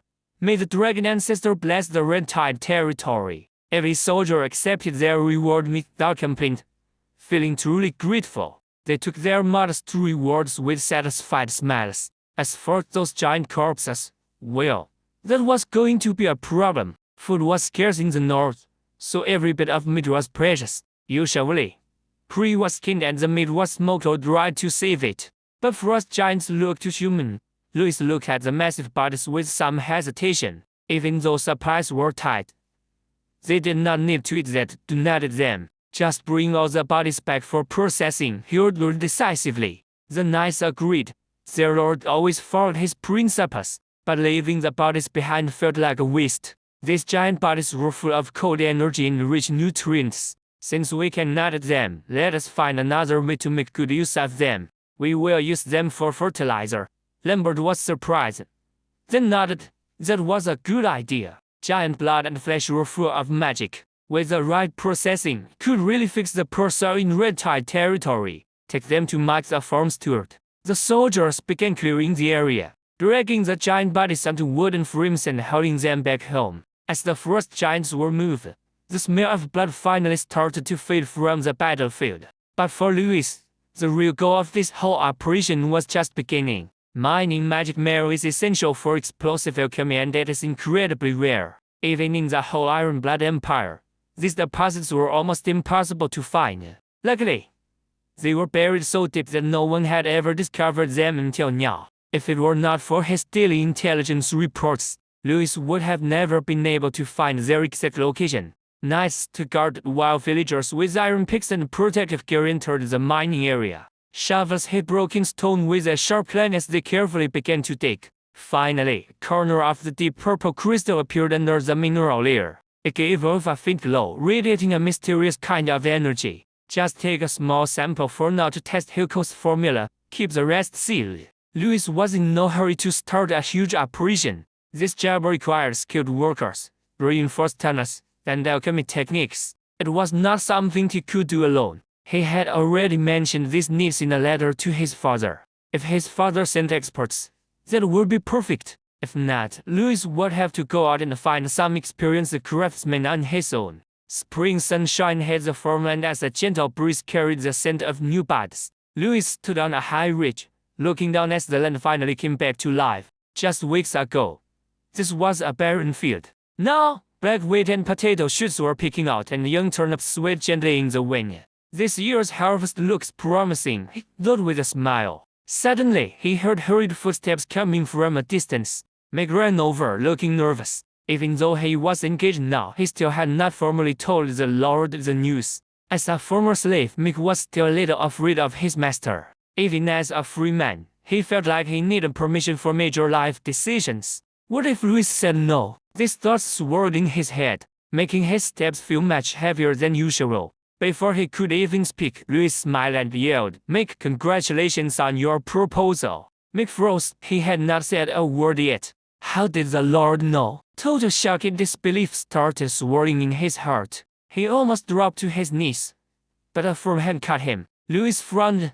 Mick, you're the chief of agriculture now. Stop kneeling so easily. Mick's eyes started to turn red. He tried to speak, but Louis interrupted him with a gift. It was two smoked fish tied together with string in a messy little bowl. Mick froze in surprise. This is a gift, Louis said calmly. I am a bit short on cash lately, but we should still celebrate.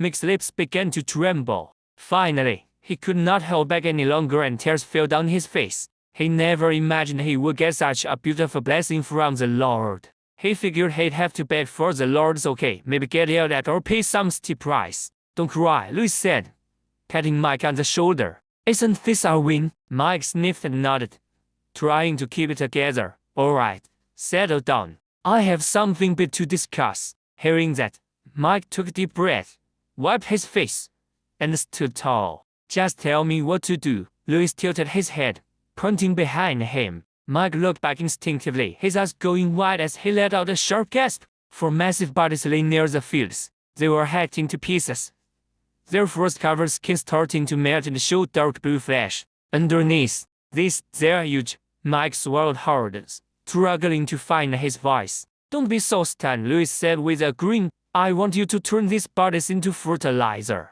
Fertilizer? Mike nearly bit his tongue. He had never heard of using frost giant corpses to help crops grow before. Louis sounded totally casual. Frost giant muscles are packed with minerals. Use them right, and the harvest might be incredible. Mike's mouth twitched, but his mind was already spinning. He was already planning how to handle these 4 piles of fertilizer. But before he could even process the shock, Louis's next words made him tense up all over again. And this, Louis pulled a small cloth pouch from his pocket and handed it over solemnly. Inside were half of the rare frostblood crimson berry seeds. Since they were so valuable, Louis didn't want to risk everything at once. He decided to test a small batch first, trusting Mike because the system mentioned his incredible gift for gardening. Louis knew that if he shared the technique, Mike could grow them way better than he ever could. Mike reached out quickly, pinning the pouch with shaking hands. He peered inside. The seeds look just like ordinary fruit seeds. These are, he stammered, looking up. First blood crimson berry seeds, Louis said simply. They are priceless. Each one is worth hundreds of gold coins. Mike's eyes went wide, and his breath hitched. A single seed could buy hundreds of slaves like him. You're trusting me with this. Mike's hands trembled, terrified he might somehow ruin something so precious. Louis nodded. They are incredibly rare. They need constant, careful attention if they're going to grow. If you run into any trouble, come straight to me. I am looking for the right magic soil formula, but that will take time. For now, just plant them in the ice to activate them. Yes, absolutely, Mike said, taking them with extreme care. I'll take the best care of them. Not a single one will be damaged. Just then, a guard rushed over and called out to Louis. Sir, the girl we saved is finally awake. Her mind drifted between chaos and reality, like she was drowning in the deep sea and being slowly pulled back to the air. Sif slowly opened her eyes. Her blurry vision started to clear up bit by bit. She saw an unfamiliar wooden ceiling. The air smelled faintly of wood smoke. She was wrapped in thick, warm blankets, and she could feel the heat soaking into her skin. She glanced around the room. It was a simple, tidy cabin with sturdy beams. There were a few plain tables and chairs, and a fireplace glowing with a steady warmth. Luckily, there were no chains or weapons inside. She wasn't a prisoner. Sif tried to roll over, but her body wouldn't respond. She was so weak that even twitching felt impossible. Oh no, she couldn't move at all. Her heart sank as the realization hit her. Then, the agony of her memories flooded back like a tide. The fall of the cold moon tribe. Her siblings and parents were all gone. Murder because of a betrayal. Her eldest brother had sacrificed everything to help her escape, dying right alongside their enemies. She closed her eyes, drowning in grief. It felt like a massive stone was crushing her chest, making it nearly impossible to breathe. At least I'm alive. I still have a chance at revenge. She grit her teeth, fighting back tears and trying to stay calm. Just then, the wooden door creaked open. Sif snapped her eyes open, watching the door with intense focus. She expected to see strange soldiers, arrogant nobles, or the killers who butchered her people. But instead, a thin, middle-aged woman walked in. She looked to be in her 40s. Her face lined with deep wrinkles. She was clearly in her 40s, with a face marked by years of hard work. Wearing simple cotton clothes, she carried a tray with a bowl of porridge and some warm water. The steam filled the room with the faint, comforting smell of food. Seeing Sif awake, the woman's eyes lit up. "Oh, you are finally awake. Thank goodness. You are very lucky." "Dear," the woman gently propped Sif up against a soft pillow. She held a cup of warm water to her lips, speaking softly. "Drink some water first. It will help soothe your throat. You have been asleep for several days now." After hesitating, Sif finally opened her mouth. The warm water flowed in, instantly easing the raw, burning sensation in the back of her throat. Sif swallowed carefully, her mind clearing as the water refreshed her. "Take it slow, honey. Don't rush," the woman said, her voice full of genuine concern. "Poor child, you must have suffered so much." Sif's eyelashes fluttered, a dark look flashing in her eyes. But she didn't say a word. "If the Lord hadn't sent men to save you, the wild animals would have gotten you." The woman patted her back and just kept on chatting. Sif looked on, her fingertips tightening. A noble from the south. The thought alone made her skin crawl. Alarm bells went off in her head, but she kept her face blank. The woman didn't notice a thing and kept talking. "Don't be afraid. Our Lord is young, but he is a remarkable person. He has a kind heart and can stand to see anyone suffer. He even rescues injured slaves. You know, we refugees have gotten so much help from him." She sounded so casual, but Sif only felt more and more uneasy. She was really in the hands of a southern noble. Ever since she was a little girl, she had heard terrible stories about the empire. They were cunning invaders, cold and ruthless, using lies to trick the weak and swallow everything. Now that she was in their grasp, Sif felt her anxiety growing. First, she could never reveal her true identity, even though her family was gone. Her status as a princess of the Cold Moon tribe was still incredibly valuable. To powerful people, she was just a political pawn. They might even send her to the imperial court to be some noble's plaything. Sif simply could not accept a fate like this, so what's her next move? Become a noble's plaything? Sif couldn't handle that. Her heart raced as her fingers curled in frustration. She quickly pushed the thought away. Her body felt too weak to move, and she had no idea where she was. Running now would just get her caught or killed on the road. That would only make her situation 10 times worse. Dying out on the road or getting caught would just make things way worse. Maybe she could play along. She'd act obedient, watch everything closely, and then wait for the perfect moment to make her escape. But that needed a real plan. She couldn't let them know who she was or that she wanted to bolt. Above all, she had to figure out what this Lord was actually like. If he's actually kind like the older woman claimed, she could relax a bit. But if that kindness is just a mask for a cold, ruthless heart, she had to be ready for anything. She couldn't just sit here and wait. Suddenly, footsteps echoed outside. Followed by a girl's voice, "The Lord has arrived." Sif's body went stiff, her fingers gripping the sheets as she held her breath. She expected a wealthy noble with a greasy face, a fake smile, and the heavy, suffocating scent of expensive spices. She'd already run through 1,000 scenarios in her head. If he insulted her, she'd just play nice and wait for her chance to run. But when the door swung open, the reality was a total shock. A handsome young man with dark hair walked into the room. He looked to be in his early 20s. Tall and fit. His clothes were neat and simple, not too flashy, but not cheap either. Everything looked just right on him. He didn't smell like heavy perfume, and he wasn't wearing flashy jewelry or giving off a scary vibe. Instead, he looked sharp and totally composed. He looked her over, but not in a mean or condescending way. There was even a flicker of kindness in his eyes.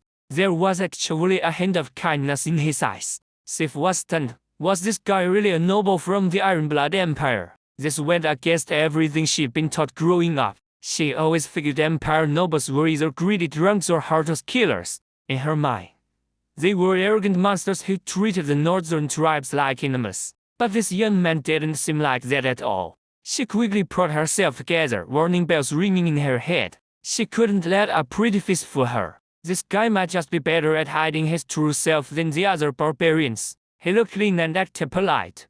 But that didn't mean he wasn't plotting something. Sif had to be careful. She pushed down her thoughts, lowered her gaze, and quietly watched his every move. The room was dead silent, except for the crackling fire. Louise stood by the bed, looking down at the frail girl. Her skin was pale and cool-toned, typical for someone from the north. Her short silver hair was a mess, and her deep blue eyes held a mysterious look. Even though she was thin, she had the lean muscle of a leopard ready to strike. Despite her situation, her gaze remained broad, cautious, and totally alert. Louis asked for her name, but Sif just stared back in silence. He asked where she was from, his face calm in the warm firelight. She acted like she didn't even hear him. A kind older woman nearby sighed and gently patted Sif on the hand. Sif's hand felt small as the woman spoke with concern.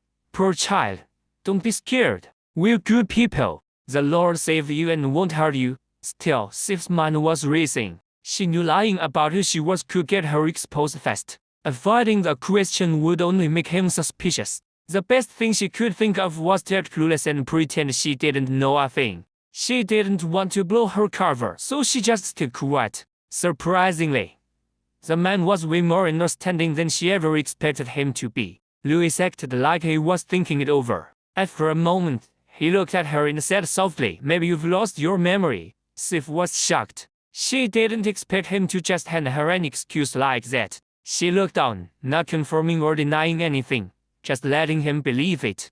Louis looked at her silver hair and told her she could stay for now. Then he paused and gave her a strange look. He smiled mysteriously and said, "Since your hair is white, I'll just call you Little White." Sif's eyes narrowed in pure anger. She was a princess of the Cold Moon tribe, raised with a royal education to lead her people one day. Now, this southern barbarian was treating her like a pet by giving her a stupid nickname. She dug her nails into her palms, trying to keep her cool. Sif told herself she couldn't show any emotion or let him figure out her true identity. She stayed silent, gritting her teeth and saying nothing. But in her heart, she was definitely going to remember this insult from the barbarian. "Can you read?" Louis asked like it was no big deal. Sif, fighting back her anger, nodded without thinking. But she immediately realized she messed up. Her reaction had been way too fast and way too natural. In her tribe, only the nobles learned the southern language. Even though her father hated southerners,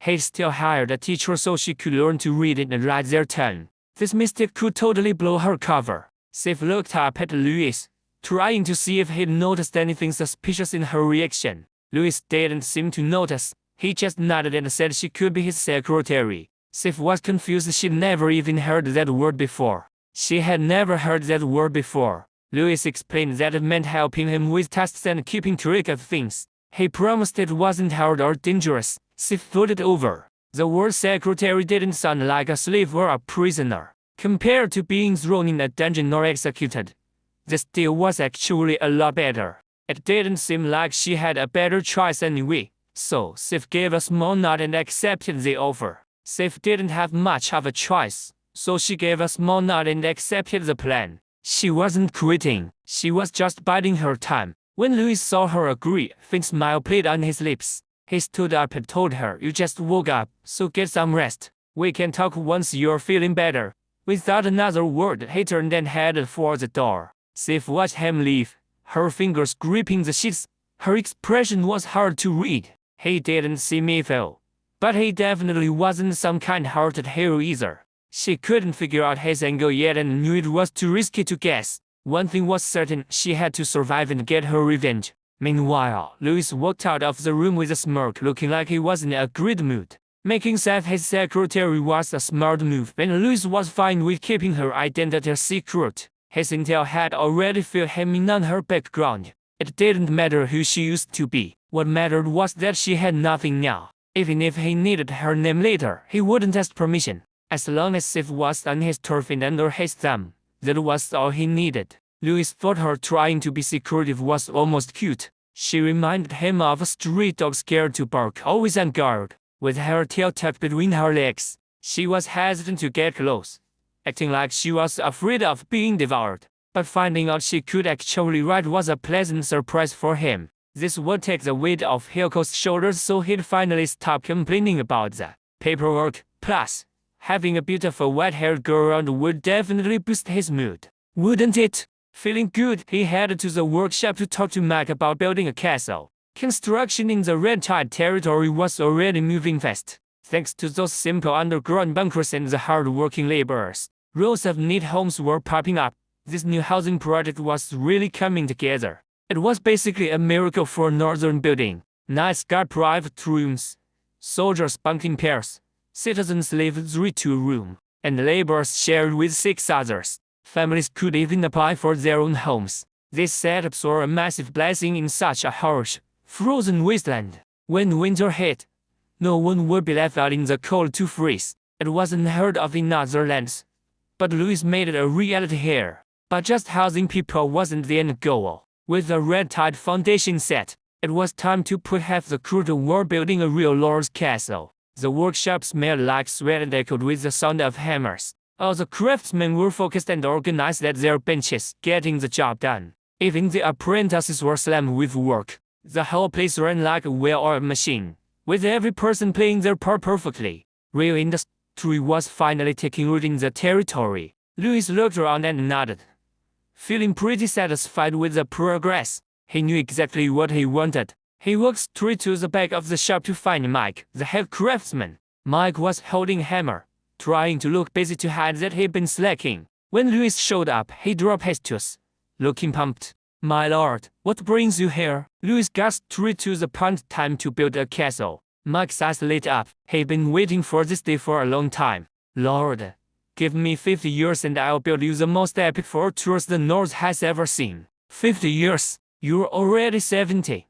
Mike, you might not even last that long, Louis sighed, figuring the guy was just obsessed with huge projects. Mike just laughed. "My apprentice will finish it when I'm gone. Then my grandson after him." Louis winced a bit and had to say something. "What are you? The guy from that old legend? The one with the endless descendants?" Mike looked confused. Louis just waved him off. "Never mind. Let's be real here. We're on the clock. This castle needs to go up fast. It has to be quick, functional, and tough. Defense is key." He pulled a detailed blueprint from his pocket and handed it over to Mike. "We need to balance safety, function, and looks. But prioritize 80% for defense and only 20% for comfort. Don't sacrifice safety for luxury," Louis warned, pointing at the notes. Mike stared at the drawings, his face falling as he spoke up. "Lord, this is great. But a stone fortress this complex would take 10 years minimum, maybe even 30 or 40. Louis was completely floored by that. He thought he'd planned for speed, but now he saw how unrealistic he was being. He wanted a strong fortress fast, but even 40 years wouldn't cut it. Mike gave an awkward smile. "Honestly, they're taking a crew. This will take time," Louis frowned. The Red Tide clan was growing, but they were still wide open. This castle wasn't for show. It was a matter of life or death. The Cold Moon tribe was messing now, but they'd eventually head south. Plus, there were resources and the rebels to worry about. These threats were like a runaway truck barreling straight toward the Red Tide clan. Louis didn't have 30 years to spare. He wasn't about to wait until he was an old man to move in. He changed gears and asked if there was a faster way. Mike hesitated, looking at his hammer and the busy crew while trying to find a good solution. But in the end, he could only shake his head quite helplessly. "I'm not an educated man, my lord. I don't have any bright ideas," Mike admitted. Louis just sighed and waved him away. "Forget it, I'll figure it out." Louis closed his eyes, trying to remember all the classic architecture and building styles from his previous life. From his past life, the high castle walls, sturdy watchtowers, and heavy fortresses. Every structure looped through his mind, but they would all take way too much time and resources to actually build. "Too slow, not good enough," he muttered. Then a brilliant idea hit him like a bolt of lightning, cutting through the silence. "Where's the buildings?" he shouted. He remembered a tale from back home. The Hacker people built them to survive wars. They were sturdy, wooden, and could house hundreds of people. They were called Eastern ancient castles. Best of all, they were fast to build. This is exactly it. He grabbed a pen and began changing the complex castle design into a massive round barrel shape, swapping the fancy castle design for a big round barrel shape. Mike stands there frowning, seeing it looks plain and ugly. Louis just rolls his eyes. "Beauty? Who cares about beauty? Being practical is what counts. It stops enemies and keeps us safe." Tapping his pen on the drawing, He explains how this run ship handles pressure and offers a killer defense. Plus, using Earth as a building material is cheap and fast, no wasting time or resources. Mike rubs his head, feeling stumped. But as he studies the design, he realizes Louis actually makes a ton of sense. It might look rough and simple, but it is definitely the most efficient choice. Louis stands in the workshop waving his blueprint while explaining the whole master plan to the builders. First, picking the right spot is key. He points to a mark on the blueprint. The castle needs to be near the hot springs, but not directly on top of them. Pointing at a specific spot, he explains that being near the hot spring area is crucial, though we don't want it boiling. The geothermal energy from the springs gives us natural heat. We can even pump the hot water right under the floors during winter so they stay nice and toasty. It is like a natural heated floor.